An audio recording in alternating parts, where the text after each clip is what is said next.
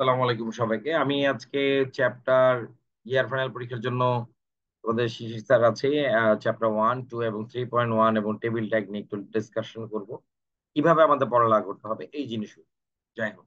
So আমাদের এখানে ওই যে প্রথমে যেটা বললাম যে আমাদের এআই এর মধ্যে এআইটা যখন ভিআরটা তো ফার্স্টে বলবোই। তারপর আমাদের এআই এর মধ্যে কি কি জিনিস রিলেটেড, ডিফারেন্ট ফিল্ডস। তারপর আমাদের এখানে আছে এআই এর মধ্যে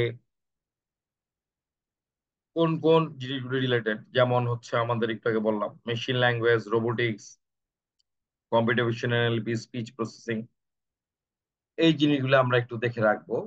তারপরে আমরা রিডিং টাইপের করবো, বাট ইম্পর্টেন্ট পয়েন্ট গুলো আমরা একটু লিখে রাখবো। তারপরে আমাদের এখানে কি আছে, আমাদের এখানে আছে যে হচ্ছে এখানে কি রাখা, exchanging information and signals among each other, মানে একজন আরেকজনের সাথে যে আমরা যোগাযোগ করি, সিগন্যাল বা ইনফরমেশন যে আদান প্রদান। This neurons enable humans to think and feel. আচ্ছা, আমাদের মাথার মধ্যে যে এই তথ্যগুলি আদান প্রদানের জন্য আমাদের নিউরন আছে। টু মিমিক দিস, এআই এর মধ্যে এই জিনিস আছে artificial neurons, these are called perceptron. এই যে are created mathematically for computers. তাহলে আমাদের পারসেপট্রন নামে একটা জিনিস আছে যেটা কিনা আর্টিফিশিয়াল নিউরন, যা কিনা হচ্ছে ম্যাথমেটিক্যালি তৈরি হয় ইন ফর কম্পিউটারের জন্য হচ্ছে আমাদের তৈরি।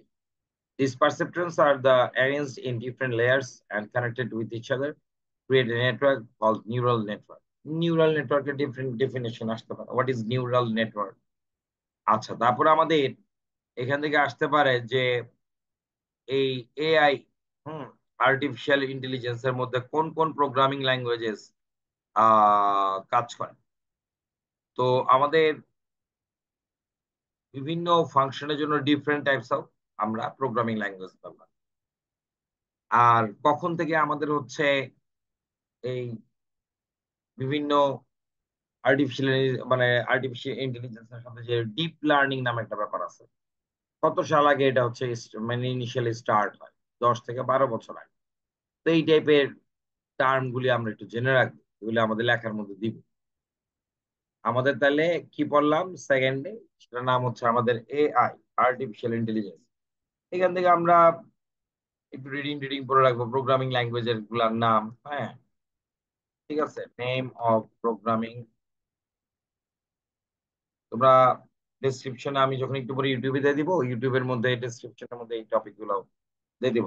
নেম অফ প্রোগ্রামিং ল্যাঙ্গুয়েজেস, ঠিক আছে, প্রোগ্রামিং ল্যাঙ্গুয়েজ গুলোর হচ্ছে নামগুলি আমরা দিয়ে দিব। তো আমরা প্রোগ্রামিং ল্যাঙ্গুয়েজের নামগুলি দেওয়ার পর আমরা হচ্ছে আহ, না-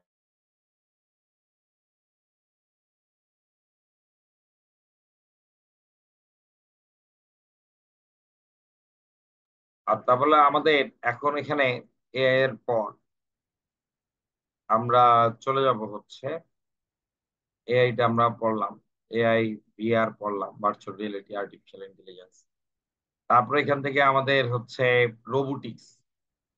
রোবোটিক্স এর মধ্যে আমাদের রোবটের ডিফারেন্ট ফাংশনালিটিস গুলো আমরা একটু পড়বো, এখানে লেখা আছে। তো যার যার বইয়ের মধ্যে থেকে আমাদের এই অ্যাপ্লিকেশন গুলি, স্পেশালি যারা শহীদানের আছো বা শাহিন কলেজের, তারা হচ্ছে এই বোর্ড বই যেটা আছে সেটাকে ফলো করবা ভালো মতো। এখানে একটা প্রথম যে যারা আছে তারাও তো অবশ্যই দেখবো, তারা তো জানে। নটরডেমে যারা আছে দেখো, বোর্ড বইটাকে ফার্স্ট প্রায়োরিটি দিয়ে তারপর হচ্ছে রেফারেন্স বই অবশ্যই ব্যবহার করো। আচ্ছা, এখানে প্রিসিশন ওয়ার্ড নামে একটা ব্যাপার বলে দেওয়া আছে। প্রিসিশন ওয়ার্ডটা কি? মাইক্রো সার্কিট নিয়ে বা আইসি নিয়ে বা প্রিন্টেড সার্কিট বোর্ড, এগুলি নিয়ে যে কাজগুলি করা হয় এগুলো প্রিসিশন ওয়ার্ক বলা হয়। বলতে পারে what are the different types of precision work done by robots. বাংলায় হচ্ছে বিভিন্ন ধরনের এই কাজগুলি হচ্ছে রোবটকে দিয়ে কি টাইপের হচ্ছে circuit related, micro circuit related কাজগুলি করানো যায়, আমাদের হচ্ছে কোশ্চেনে আসতে। তো আমরা একটু দেখে রাখি, ঠিক আছে, আমাদের এই টপিকগুলো আসতে পারে। আমি এই ক্লাসটা নাইমা ইউটিউবে আপলোড করে দেবো। যাই হোক, তারপর আমাদের ক্রায়োসার্জারি, ক্রায়োসার্জারি আছে। ক্রায়োসার্জারির মধ্যে এখানে একটা এবার কোশ্চেন আসছিল যে ক্রায়ো এজেন্ট, তোমরাও এটা পড়ে রাখবা। হ্যাঁ, combination of liquid nitrogen, oxygen, carbon dioxide and argon are the gas. এই কয়টা গ্যাসের কথা আমাদের বোর্ডের বইয়ের মধ্যে লিখে রাখছে, তো আমরা এটা লিখে রাখবো। এদেরকে বলা হয় ক্রায়োজেনিক এজেন্ট বলা হয়, ক্রায়োজেনিক এজেন্ট। সো আমাদের ক্রায়োজেনিক এজেন্টটা জানা দরকার দরকার। পরীক্ষায় কোশ্চেন আসলে যেন আমরা লিখতে পারি। তো ক্রায়ো সার্জারি কিভাবে হয় এগুলো আমরা একটু পড়বো। রিস্ক ফ্যাক্টর থেকে কিভাবে মুক্তি পাওয়া যায়, যেরকম কোনো ব্লিডিং টিডিং হয় না বা হচ্ছে কিভাবে কি হয় একটু দেখে রাখবো। ক্রায়ো সার্জারির পর তার মানে আমাদের ক্রায়ো সার্জারিটা একটু ভালো মতো পড়তে হবে, এবং হচ্ছে ক্রায়ো সার্জারিটা আমাদের ডেফিনিশন টাইম মানে হচ্ছে আমাদের ব্রড কোশ্চেনের জন্য আমরা একটু ঠিক মতো পড়বো। ব্রড কোশ্চেনের জন্য লাইক সি নাম্বার অথবা ডি নাম্বার।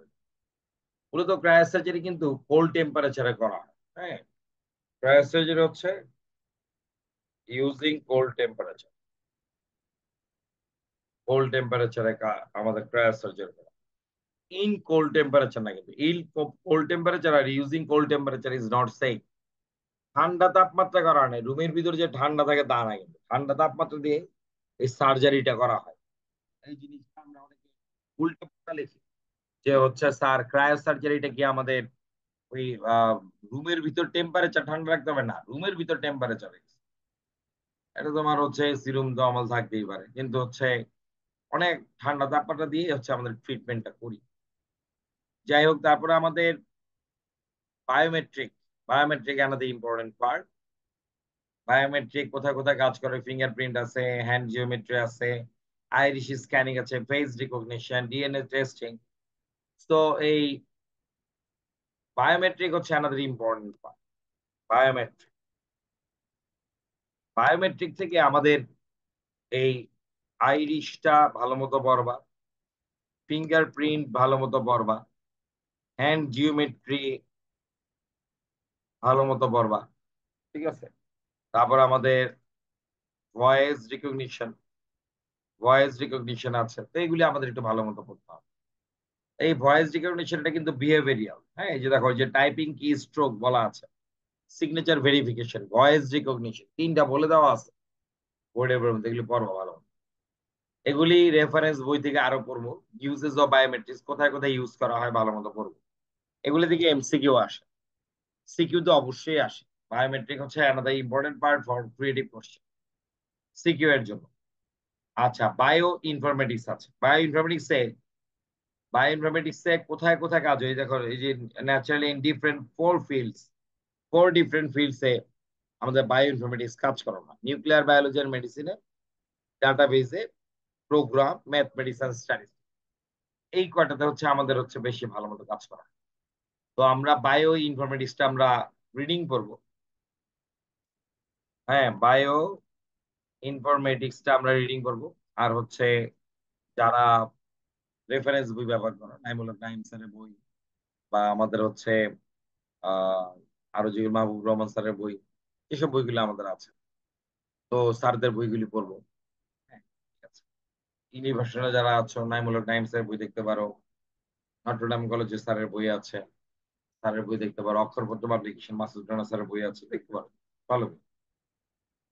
তো আমাদের জেনেটিক ইঞ্জিনিয়ারিং থেকে আমরা পড়ে রাখবো জেনেটিকের বিভিন্ন ডেফিনেশন পড়বো। এখান থেকে ভিতর থেকে দেখবা কি কি জিনিস পড়ার মতো আছে বা ফুল ফর্ম আছে, ডিঅক্সিরাইবো নিউক্লিক আছে অ্যাসিড বা হচ্ছে আরডিএনএ, ফুল ফর্ম গুলি দেখবো। Uses and usefulness of genetic engineering, কোথায় কোথায় ইউজ করা হয়। ন্যানো টেকনোলজি রিডিং করে রাখবো, nano technology reading, nano technology uses, হ্যাঁ এগুলি একটু পড়বো। আর কিছু এই, ঠিক আছে। এই হচ্ছে আমাদের মোটামুটি চ্যাপ্টার 1-এর পড়ালেখা।